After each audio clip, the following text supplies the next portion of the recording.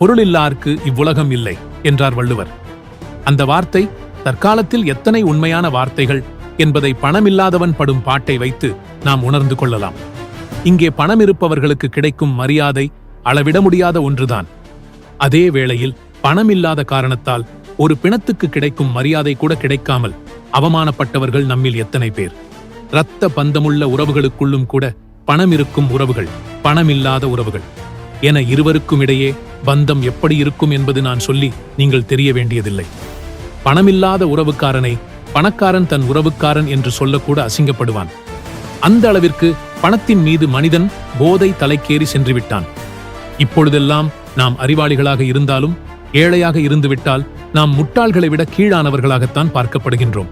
அதிலும் குறுக்கு வழிகளிலும் மோசடி வேலைகளிலும் பணம் சம்பாதித்து திடீர் பணக்காரர்களான சிலர் ஆடு மாட்டம் அந்த ஆண்டவனுக்கே அடுக்காது என்று சொல்லத் தோன்றும். ஆனால் இங்கே இன்னொரு உண்மையும் நாம் தெரிந்து கொள்ள வேண்டும். பணம் சம்பாதிக்க வழி தெரியாமல் பலர் ஏழையாக வாழ்வதில்லை. கையில் திறமை இருந்தும் பணம் சம்பாதிக்க தவறான பாதைகளில் செல்லாமல் நேர்மையாக வாழும் எண்ணத்தால் கூட அவர்கள் வறுமையிலே வாழலாம் என்பதுதான். அவர்களுக்கு பிழைக்கத் தெரியாதவன் என்ற ஒரு பெயரும் உண்டு. ஆம், அவர்கள் யாரையும் ஏமாற்றி பிழைக்கத் தெரியாதவர்கள்தான். தன் குடும்பம் வாழ அடுத்தவன் குடும்பத்தின் வயிற்றில் மண்ணை அள்ளி போட்டு பிழைக்கத் தெரியாதவர்கள்தான். அவர்கள் பிழைக்கத் தெரியாதவர்களாகவே இருந்துவிட்டு போகட்டும், நேர்மையாக வாழ்கின்றோம் என்ற திமிரோடு